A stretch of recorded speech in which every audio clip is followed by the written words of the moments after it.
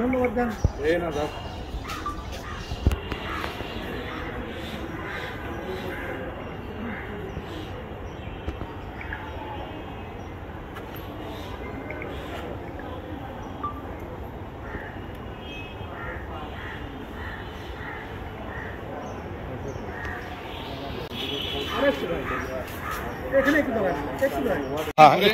সামনে আরেকটু আগে আসেন,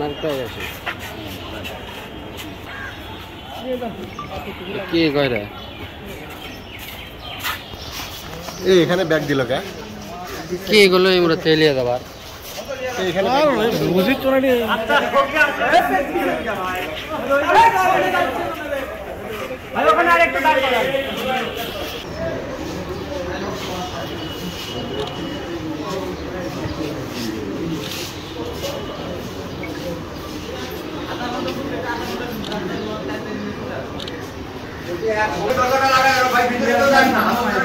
সকলেই জানেন যে রাত্রি 11:30টার সময় ঢাকার বছিলা এলাকা থেকে হয়েছে। তাহার বিরুদ্ধে মোট 18টি মামলা রুজু হয়েছে। বৈষম্য বিরোধী মামলা হয়েছে 10টি, এছাড়াও তার বিরুদ্ধে হত্যা মামলা সহ অন্যান্য মামলা রয়েছে 8টি। এছাড়াও তিনি দুর্নীতি দমন কমিশনের মামলায় 10 বছরের সাজাপ্রাপ্ত আসামি। তিনি বিগত সরকারের সময় সরকারকে প্রভাব খাটিয়ে যে দুর্নীতি এবং অন্যায় বা একটি রামরাজত্ব সৃষ্টি করেছিলেন, সেখান থেকে আমরা পরিত্রাণের আশায় মানুষের সহায়তায় সকলের প্রচেষ্টায় আমরা তাকে ধরতে সক্ষম হয়েছি। তাকে আমরা বিজ্ঞ কোর্টে হাজির করার চেষ্টা করছি বা হাজির করাবো এবং তাকে বিচারের আওতায় নিয়ে আসতে পেরে আমরা পুলিশ বাহিনী আমরা গর্বিত। মতিন কাউন্সিলর রূপে মতিন সরকার বগুড়া শহরের একজন আলোচিত সন্ত্রাসী ছিলেন। তিনি বিগত সরকারের প্রভাব খাটিয়ে সে একটি সন্ত্রাসী বাহিনী গঠন করে বগুড়া শহরের বিভিন্ন জায়গায় হত্যা, চাঁদাবাজি, জমি দখল, মাদক ব্যবসা সহ বিভিন্ন অপকর্ম সাথে জড়িত ছিল। আমরা গোপন সংবাদের ভিত্তিতে গতকাল রাত 11:30টার সময় ঢাকার মোহাম্মদপুরের বছিলা এলাকা থেকে তাকে আমরা গ্রেপ্তার করতে সক্ষম হই।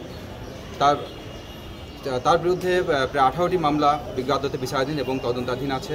বৈষম্যবিরোধী ছাত্র আন্দোলনের সময় সে সাধারণ ছাত্র জনতার উপরে তার অ্যাগ্রেসিভ আচরণ সম্পর্কেও আমরা তথ্য পেয়েছি। সেই সংক্রান্তে তার বিরুদ্ধে 10টি মামলা হয়।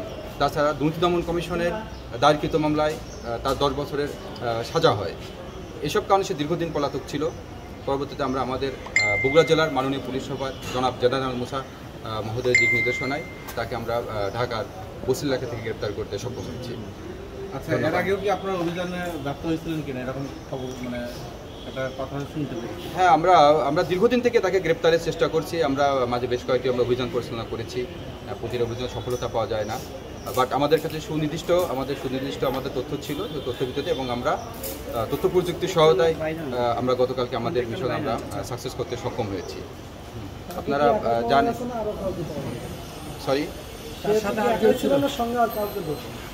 না, তাকে কালকে গ্রেপ্তার করার সময় সে একাই ছিল। সে বছিলা এলাকাতে গোপনে একটি বাসা ভাড়া নিয়ে সেখানে বসবাস করতে তথ্য আমাদের কাছে ছিল।